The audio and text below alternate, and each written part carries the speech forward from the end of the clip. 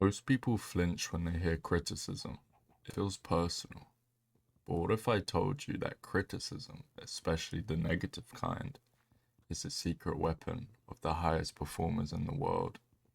Today we're going to dissect how to embrace that criticism and not just tolerate it, so that it becomes fuel for massive exponential personal growth. When someone points out a flaw, your defense mechanism kicks in. You end up thinking things like, they don't understand me, they're just being negative, and they're wrong. This response is ancient, it's evolutionary. But in a modern world, this wiring is broken because growth requires discomfort, and feedback is discomfort. Studies show that the people who respond positively to feedback, even when it's negative, tend to outperform their peers across fields like business, sports, and even relationships. Now, this is how we can redefine criticism. Here's the shift we can take. Don't just view criticism as a judgment, you can view it as data. Just like a scientist collecting data to refine a theory, you can collect feedback to refine yourself. This mindset removes the ego. It transforms feedback from a personal attack to performance upgrade. For example, let's go to the gym.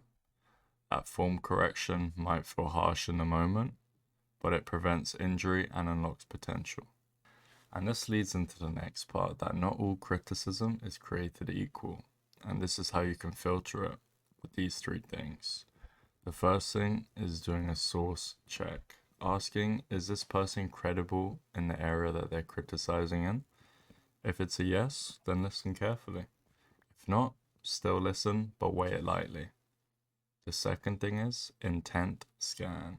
Are they trying to help or just hurt? Helpful feedback often sounds tough, but there's usually a signal beneath the noise. And the third thing is pattern watching. One comment is an opinion, multiple people saying the same thing, now that's a signal. These three filters allow you to stay open without becoming vulnerable to the noise.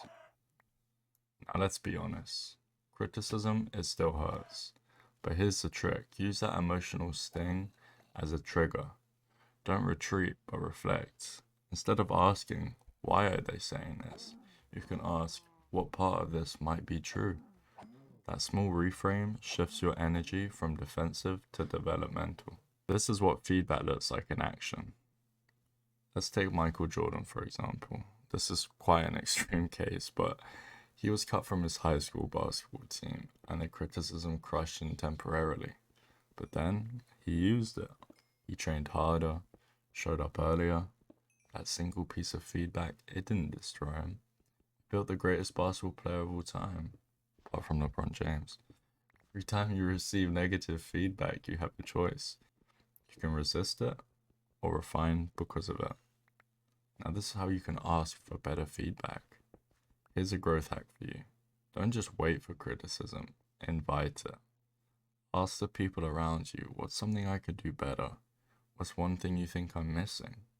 If you were in my shoes, what would you change? When you ask these things, it may be uncomfortable at first, but it's very powerful. People who regularly seek feedback grow faster because they're removing the blind spots before they become ceilings. Now, criticism isn't the enemy. It's the mirror we avoid because it shows us what we need to work on. But when you stop fearing the mirror, you start to build the version of yourself you were meant to become. Every uncomfortable truth is a doorway, and every time you walk through one, you compound.